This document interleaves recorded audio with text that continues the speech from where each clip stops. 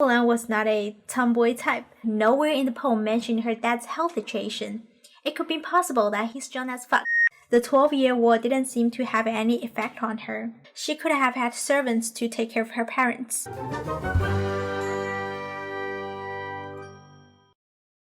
Hi guys, welcome to MAO-MAODARIN. I'm MAO, and I just watched new Disney live-action redux, yes, Mulan, last weekend. I saw a lot of bad reviews, mainly complaints about the tiresome script, awkward subplot, very little depth in character development, and the lack of singing romance comedy, and the mousy dragon, Mushu. In addition to that, moviegoers in China had litany complaints on historical inaccuracy and stereotyping. I want to say something, but I don't want to critique this movie. Instead, I will review the original tale through my personal perspective. The original source in Mulan's story came from an ancient folk narrative poem called The Ballad of Mulan, but nowhere in the original poem ever mentioned Mulan's first name.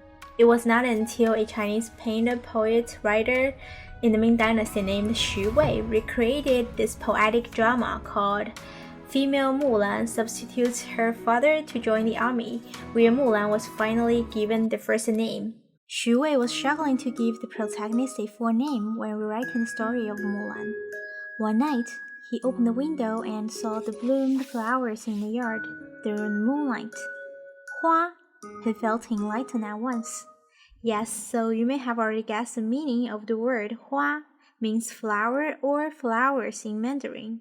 But do you know Mulan is a specific type of flower called magnolia? Does it look familiar to you? That may be because you saw it before, either in the animation or the remake. Xu Wei thought Hua was very symbolic for girls and could make a pretty name, and people back then really bought it. Although the story of Mulan had gotten quite popular since the Song Dynasty, the reshaped Hua Mulan as a character itself left a deep impression on the audience. Xu Wei not only gave Mulan a first name, he also gave her an admirer from the same village who eventually marries her after her triumphant return. Yeah, so we actually have so many different adaptations of Mulan's story. In one of them, Mulan committed suicide after the war in order to avoid being a concubine of the king. Yes, you didn't hear it wrong. So needless to say, I have nothing against the Disney's adaptation to the original story. A lot of Chinese people might not be familiar with these adapted versions, but most of us must know the original poem because it was compiled to the high school Chinese textbooks since the Republic of China. The poem got selected was not because the poet was famous. In contrast, there's no definitive historical record of the author. One reason it got selected was because the theme of the story, loyalty and filial piety, conforms perfectly to the core content of traditional Sinitic ethics and morals. In the Disney remake, Mulan's dad had a jade disc carved with a phoenix. In the middle of it, there's a Chinese character, Xiao, means filial or filial piety. Well, I have to say that I don't see any connection between the phoenix and Xiao culturally. The phoenix, Feng Huang, in China is normally a symbol of rebirth, revival, auspicious omen, or sometimes love. Feng is a male figure, while Huang is a female figure, but somehow they are often considered as female and paired with a dragon in a lot of traditional Chinese patterns. Anyway, there's a proverb in China, 百善孝为先, literally means filial piety is the top one among hundreds virtues. So Mulan sacrificed herself for her dad, which is a perfect model of filial piety. Another reason it got selected was, just so you know, it's just my personal speculation, was because the women's emancipation and the awakening of the feminists after the Xinhai Revolution in 1911. Women started to become more politically engaged, and girls were allowed to study in the same classroom with boys. I was taught at school that Mulan is a 巾帼英雄, means heroine.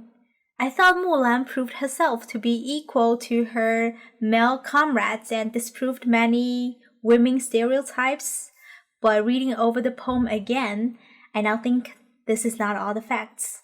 Unlike the characteristics of a tomboy as portrayed in the Disney movie, Mulan in the original poem was depicted as a very traditional Chinese woman.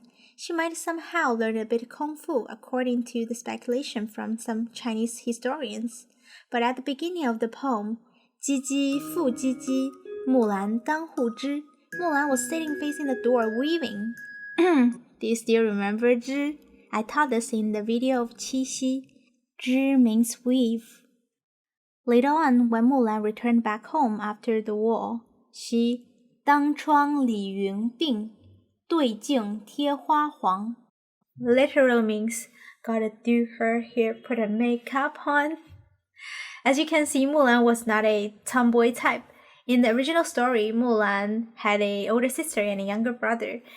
At the beginning of the poem, Mulan soliloquized that because she didn't have any older brothers, which was why she had to disguise herself as a man to go in her dad's place.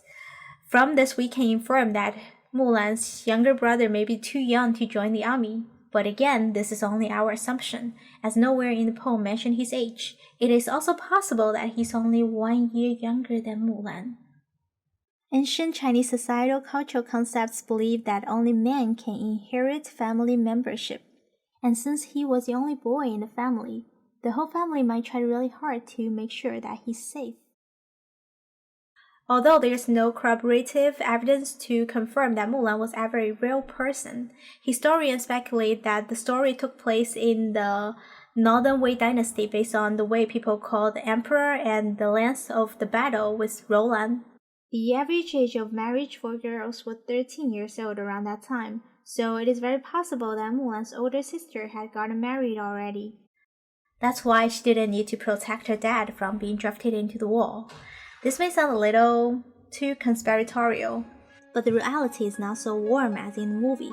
Mulan didn't flee with her elderly and ailing dad's armor, sword, nor horse when he's sleeping. Instead, there is a farewell scene in the poem.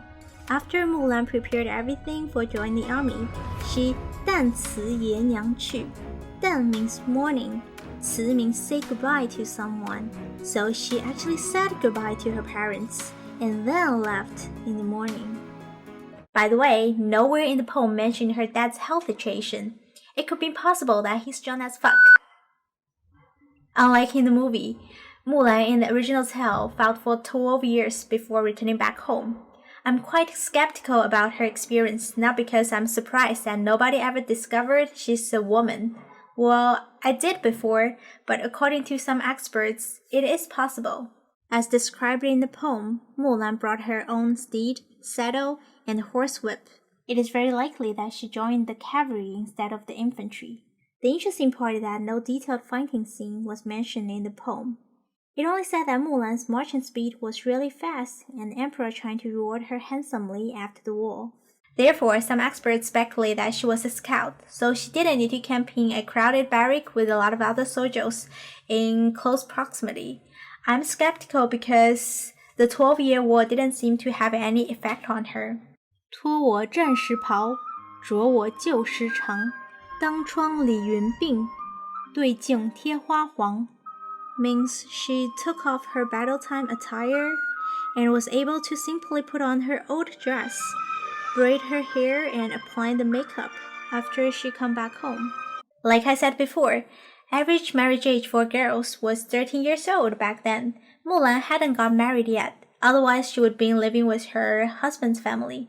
So let's say she's a little older than 13, like 15, 16 years old.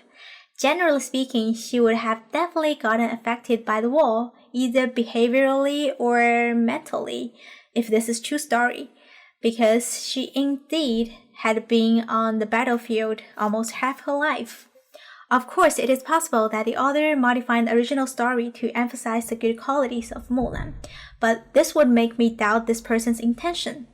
If he wants to express that Mulan was as tenacious, brave, and clever as a man, he could have described more about the battle, or at least depict Mulan a little more boyish to make the story sound a bit more convincing. Additionally, I think there's no contradiction between being filial and receiving rewards. The emperor bestowed Mulan an official position for her service. Yet she rejected with the reason being that she would prefer to return to her home to take care of her parents. On the contrary, if Mulan had taken the emperor's offer, she could have had servants to take care of her parents, and her parents could have lived a rich and noble life ever after. One may argue that she was committed to the 欺君之罪, meaning the crime of lying to the king, so she couldn't accept it. But I think mostly it was because she was a woman. Imagine if her brother replaced her dad, the story could have ended differently. I can see a girl who's ingenious and gentle, patriotic and filial, brave and smart, dutiful and modest, plus disregard for wealth nor fame, from the tale. But this is too perfect to be real.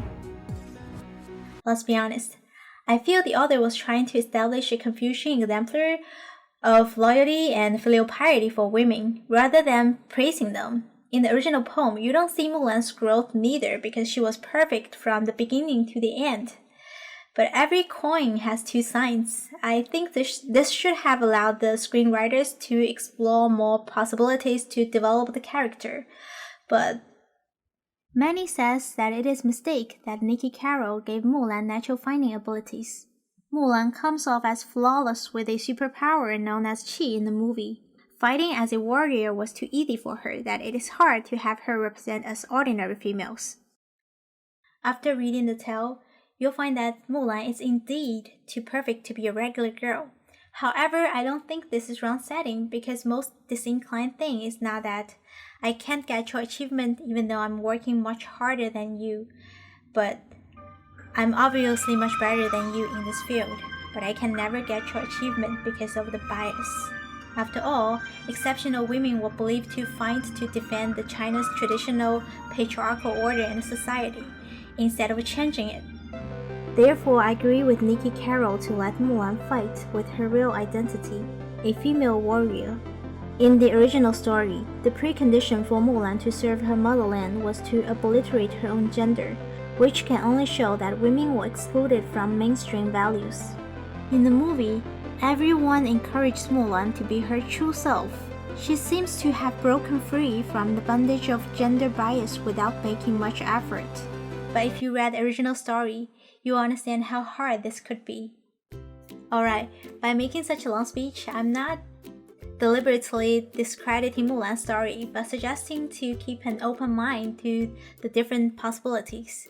In the process of spreading a figure, being widely accepted also means being interpreted and understood by those with different backgrounds.